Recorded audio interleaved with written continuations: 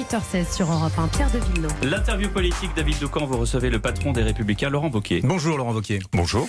Vous devez être d'une certaine manière satisfait ce matin. Emmanuel Macron vous a écouté. Depuis des semaines, depuis des mois, vous demandez une baisse d'impôts significative pour les classes moyennes, en particulier en diminuant l'impôt sur le revenu. C'est précisément ce qu'a annoncé Emmanuel Macron. Votre vœu est-il pleinement exaucé ? Je vous répondrai sur les mesures sur lesquelles on peut avoir des accords. Même si pour l'instant il y a beaucoup de flou. Mais avant qu'on rentre, si vous me le permettez, dans le commentaire des mesures, j'aimerais bien juste qu'on prenne un minimum de recul. Qu'est-ce qui quand même est très préoccupant dans l'intervention d'hier ? Je vois pas le cap. Je vois pas où le président veut emmener les Français. Et ce que je vois, c'est beaucoup de zigzags, beaucoup d'inconstance, beaucoup de changements. Mais si on regarde quand même, parce que c'est assez impressionnant, y compris à quelques mois d'intervalle. Loi de 1905, il y a quelques mois, on nous dit, on y touche, on la change. Hier, on la change plus. Les retraites. Pendant la campagne, le président dit, je préserve le pouvoir d'achat des retraités. Pendant 2 ans, il a fait exactement l'inverse. Et là, on corrige, on y reviendra. Oui, nous aborderons tous ces sujets. Immigration. Le président commence par dire, il n'y a pas de crise migratoire, il y a 2 ans. Puis hier, il fait un long dégagement sur le sujet. Pour finir juste en tirant comme seule conclusion, il y aura un débat au Parlement. Ce n'est pas la seule, il parle aussi de réformer Schengen. Mais nous aborderons tout cela. Mais je voudrais juste, pourquoi je vous dis ça ? Allez-y. Le dernier, les entreprises. C'était pourtant une des constances du programme d'Emmanuel Macron. On essaye de favoriser les entreprises et la création de l'emploi. Hier, qu'est-ce qu'on apprend ? Non, finalement, on va revenir sur les crédits d'impôt. Et donc, ce qui me marque, je ne vois pas le projet. Bon. Je vois trop de changements. Je vois pas, au fond, là où il veut nous emmener. Et pour un pays, et c'est par là que je voudrais finir, un président qui n'a pas de boussole, c'est le risque de finir avec un quinquennat pour rien. On est déjà à mi-mandat, quasiment. Et si on regarde avec un peu de recul, le sentiment qu'on a, c'est qu'en fait, aucun chantier n'a été sérieusement ouvert et traité sur les 2 ans qui viennent de s'écouler.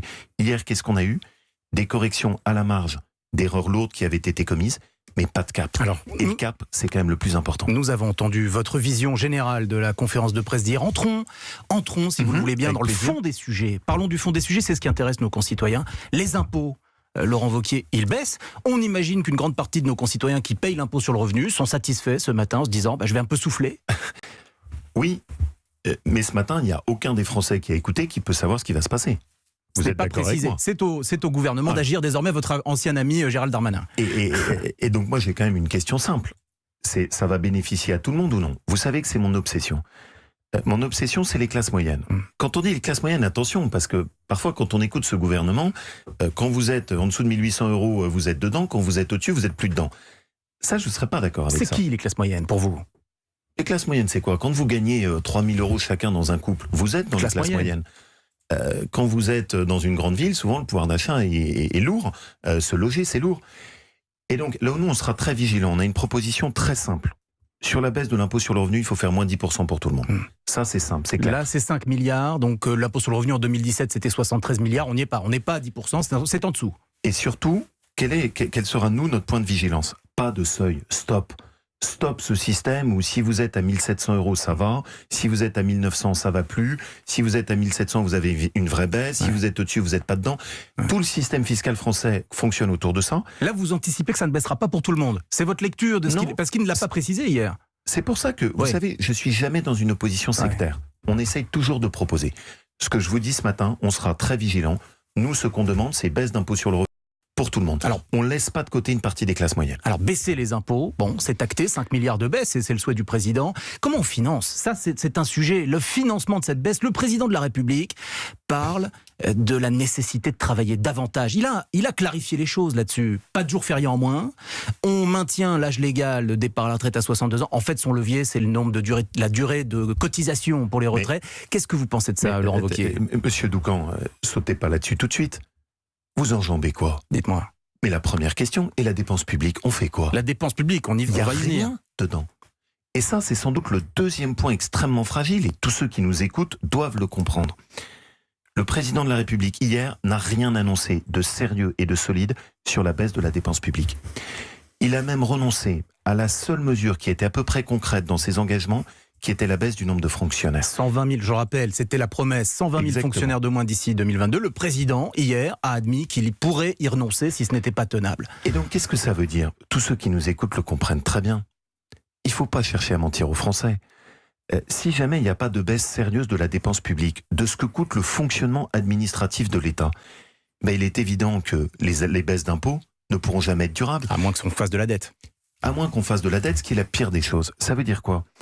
Ça veut dire que le danger, là aussi on sera très vigilant, c'est que les cadeaux d'aujourd'hui, financés à coup de déficit budgétaire, ça peut faire les impôts de demain. Et ça, c'est ma préoccupation. Parce que je considère que ça n'est pas sérieux. C'est pas un travail sérieux ce qu'ils font. Le président de la République, Laurent Wauquiez, dit qu'il va supprimer des organismes publics qui, dit-il, sont inutiles. Il ne précise pas lesquels. Pour vous, c'est insuffisant. La dépense publique doit être réduite de manière beaucoup plus drastique à vos yeux? Vous le savez, je gère une région, la région Auvergne-Rhône-Alpes, qui est une des grandes régions françaises. En 3 ans, j'ai baissé de 15% les dépenses de fonctionnement de ma région. J'ai été une des régions qui a fait le plus d'économies sur les frais de fonctionnement. Du coup, ça m'a permis quoi? Ça m'a permis ensuite de baisser les impôts et les taxes. Mais après, et là, ce qui ne va pas du tout dans ce qu'est cette approche, c'est que comme il n'y a pas un travail sérieux sur la dépense publique, il n'y aura pas de baisse durable des impôts. Et ça, c'est vraiment la bataille que j'essaye de faire. Il faut qu'on arrive en France à se repositionner. Et je suis convaincu que les Français attendent un discours de vérité de la part de leurs élus. Mais quand vous dites baisser la dépense publique, par exemple, vous préconisez quoi? Combien de fonctionnaires en moins? Est-ce qu'on fait le 1 sur 2, comme Nicolas Sarkozy l'avait fait? Ça faisait 30 000 fonctionnaires chaque année. Le 1 sur 2 a démontré une certaine efficacité en la matière. Vous si vous étiez aux manettes, vous supprimeriez combien de postes? Et puis, surtout, Laurent Wauquiez, lesquels? Lesquels?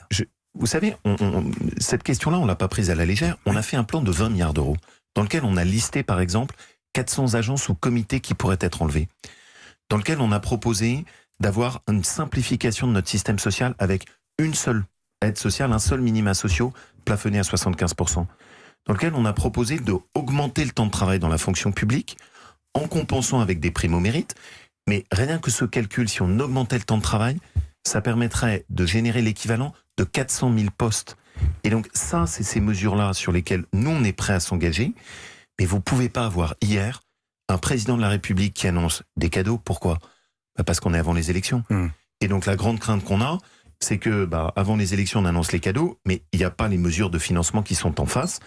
Je rappelle que les 10 milliards d'euros qui avaient déjà été annoncés en décembre, le ministre avait fini par reconnaître que même pas 15% étaient financés. Alors, ça, c'est pas du travail. Venons-en au temps de travail, parce que je veux qu'on parle aussi de nos aînés, les retraités. Oui. Ils ont été au cœur aussi de la conférence de presse. Oui. Mais avant cela, le temps de travail, Laurent Wauquiez. Si, là encore, si vous aviez aujourd'hui le pouvoir, est-ce que vous auriez-vous, plus simplement, repoussé l'âge légal?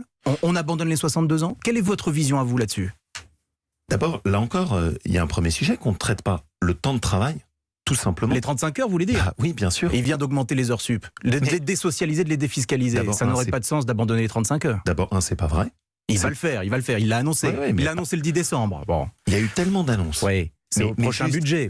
Non, même indépendamment de ça, on n'a pas fait la défiscalisation des heures sup. Mais laissons même de côté cette question. Il l'a annoncé, Laurent Wauquiez, le 10 décembre. Non, c'est pas vrai. Si, justement, c'était désocialisation, il a dit défiscalisation. Monsieur Decamps, soyons précis. Bon, allez-y. Soyons précis.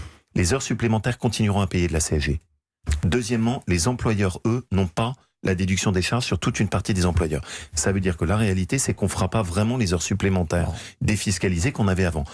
Il faut qu'on soit précis. Donc vous dites, c'est les 35 heures, quoi. Moi, ce que je dis, c'est qu'il faut qu'on remonte le temps de travail. Voilà. Et donc, ça veut dire quoi? Ça veut dire qu'il faut qu'on ait un vrai débat sur combien on travaille dans notre pays. Combien encore? Combien selon vous?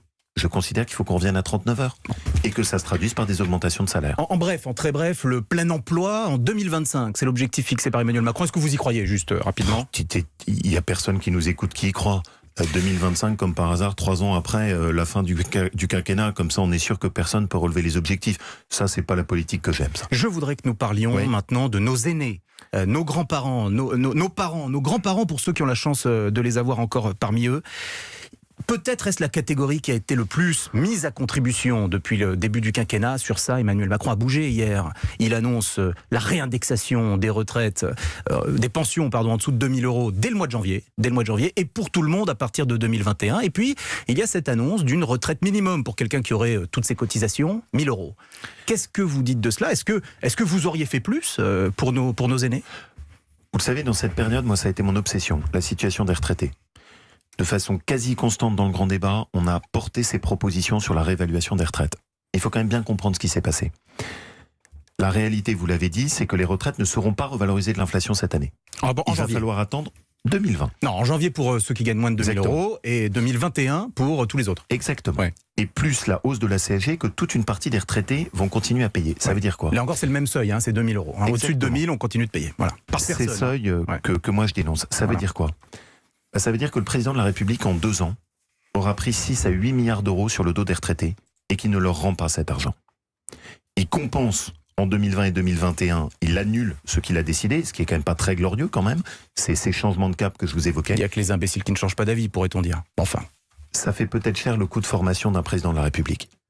Mais surtout, la réalité, c'est qu'il a pris 6 à 8 milliards d'euros sur le dos des retraités et que ça, il ne leur rend pas. Et il y a un deuxième exemple qui est important et sur lequel je voudrais qu'on s'arrête 2 secondes. Les automobilistes. Vous passez à un autre sujet, mais il est important, allez-y. Il n'y a pas eu un mot sur la question hier. En 2018, des nouvelles taxes ont été appliquées. Elles sont toujours en vigueur. Aujourd'hui, quand vous allez à la pompe et que vous faites votre plein d'essence, les prix ont à nouveau explosé. Pas un mot là-dessus dans la conférence d'hier du président de la République. Pourtant, jamais le prix de l'essence n'a été aussi haut. N'oublions pas que ça a été à l'origine de la crise. Et donc ça montre que on n'a toujours pas compris ce qu'est la situation des Français qui vont travailler en prenant leur voiture. Les retraités, les automobilistes, c'est sans doute les 2 catégories qui restent largement en marge des mesures qui ont été annoncées aujourd'hui. 8 milliards d'euros pris sur le dos des retraités qui ne sont pas rendus.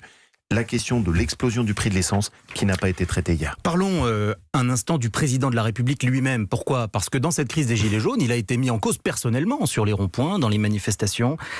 Emmanuel Macron nous dit le sentiment que j'ai donné, c'est d'être dur, d'être injuste. Il regrette finalement d'avoir donné ce sentiment. Il regrette ces phrases qui ont pu être blessantes. Est-ce que vous croyez, Laurent Wauquiez, Emmanuel Macron sincère dans ce mea culpa? Je ne suis pas là pour faire un cours de psychologie du président de la République et ça n'intéresse pas les Français. Il nous dit, ils ont été blessés, il dit qu'il regrette, sans doute que ça les intéresse quand même un petit peu. Il nous dit qu'il a changé. Moi, ma crainte, c'est qu'il change tout le temps. Il a des paroles qui, parfois, peuvent être touchantes dans ce qu'on a écouté hier. Mais le problème chez lui, c'est pas les paroles, c'est l'action qui est derrière. Quand, par exemple, il nous dit, sur l'islamisme, il faut qu'on fasse du travail. On n'a pas expulsé sérieusement les imams étrangers prêcheurs de haine. On a pris les djihadistes sur le sol français. Ils ont fini par reconnaître qu'ils avaient accepté 200 djihadistes de retour. Sur la question des mosquées salafistes, même pas une dizaine a été fermée. Donc hier, quand il nous dit, attention, il faut qu'on lâche rien sur l'islam politique, où sont les actes? Vous ne le croyez pas? Vous ne le croyez pas là-dessus? C'est pas ce que je veux dire, parce que je cherche pas à être dans une position de défiance systématique. Ouais. Ça m'intéresse. Sur ce sujet-là, faut-il qu'il y ait de la concorde? Juste face au terrorisme, face au djihadisme? Plus que de la concorde, monsieur Doucan, il faut surtout de la détermination. Quand on voit ce qui s'est installé sur l'antisémitisme, quand on voit ce qui s'est installé dans notre pays sur la haine, sur les attentats, c'est cette détermination. Ouais. Pourquoi je vous dis ça? Parce que ce qui me gêne, c'est qu'hier, je n'ai pas senti cette constance. Un président, ça peut pas être une girouette. Ouais. Quand on change trop, à l'arrivée, on fait plus rien. Il faut qu'on conclue, Laurent Wauquiez. En un mot, il a dit « Je me fiche de la prochaine élection présidentielle ». Vous aussi, Laurent Wauquiez? Vous croyez sincèrement à politique quand il vous dit ça? Merci, Laurent Wauquiez. Vous êtes le président des Républicains. Merci d'avoir été notre invité.